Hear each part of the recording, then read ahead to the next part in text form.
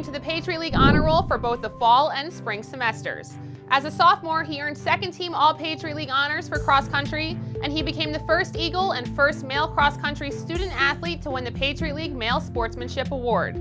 As a junior, he was an academic All-Patriot League selection in all three facets of his sport, and was again named to the Patriot League honor roll during both the fall and spring.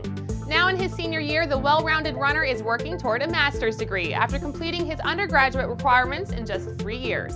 American University's John Pope is a prime example of what being a good sport is really all about. I did my undergrad as an international studies major at the School of International Service, and I was just really interested in doing an interdisciplinary thing that I got to look at the whole world and learn a little bit about international relations theory.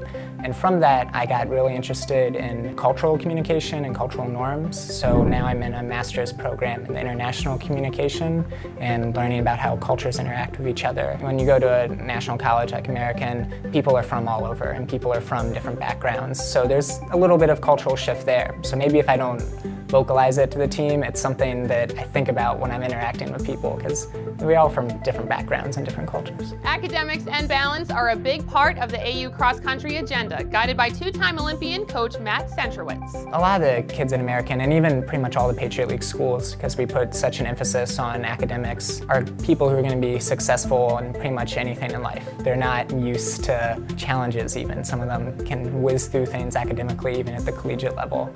And coach has helped me realize that's not the best thing in the long term, and coach will put challenges in your way just so you can work your way through them, which is important in running because things are not ever going to be easy when you're actually racing, and if they are, you're probably not racing at the right level. You need to move up to a harder level. You're going to face challenges that, if you're not used to working your way through them mentally, are going to overwhelm you. So coach does that already for us on a weekly basis at practice. And in terms of life, he reminds us all the time that this may be the hardest thing you do. Running's really hard because it's an individual sport as well as a team sport, and only one person gets to win and only one team gets to win. So running's a lot of failure. There's a lot of times where you don't get your PR, or you don't win the race, or you don't do as well as you wanted to, just because of all sorts of reasons. You trained harder in the week than you realized, or there was something going on personally, or maybe it just was better conditions for someone else than for you. So learning to fail successfully has been something that I probably could have only done in running this early in my life, and I think will make me a lot more calm, level-headed, and successful later in life. Mind leads the body, so you have to make sure everything's connected and clicking up here before you try to do anything physically.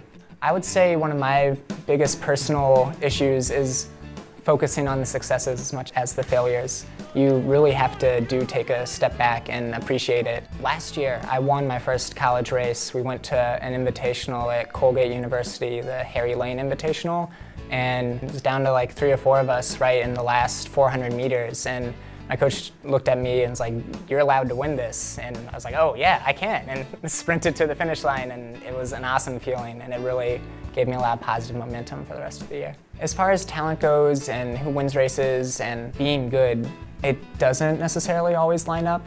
There's people who are just naturally talented and successful that, can not necessarily get that sportsmanship idea and still do well, but they don't last as long. Like in terms of running being a lifetime thing, like even the transition from high school to college, you see drop-offs of people who didn't get that part, that it's, a sportsmanship, it's an ideal. That a lot of the guys from like the 70s marathon craze talk about like the spirit of the marathon and the real spiritual qualities of it.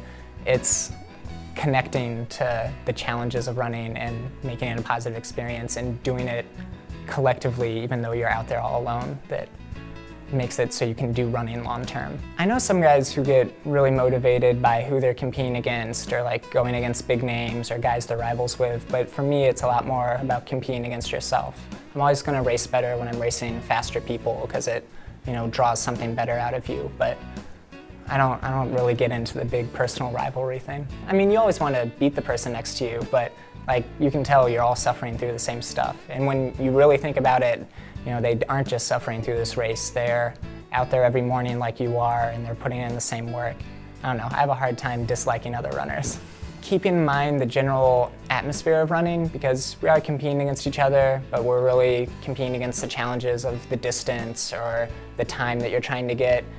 So everyone's working towards the same goals. You see a lot of times at track meets and cross-country meets when people cross the finish line, they're turning around and waiting for the next people to cross, and it's not just for their teammates, it's for other guys they know and other guys they've run with, or guys they don't know but they saw did really well in that race, and they want to congratulate them and, you know, all enjoy it together. Running's like a lifestyle thing, it's a lifetime sport, so I think we all sort of recognize that in each other. Some of John's favorite DC running spots include the Capitol Crescent Trail, Theodore Roosevelt Island, and of course the monuments.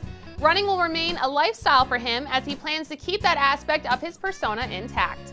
Having grown up in a military family, the Marine Corps Marathon just might be a future course in his path. For the Patriot League Network, I'm Melanie Plowski.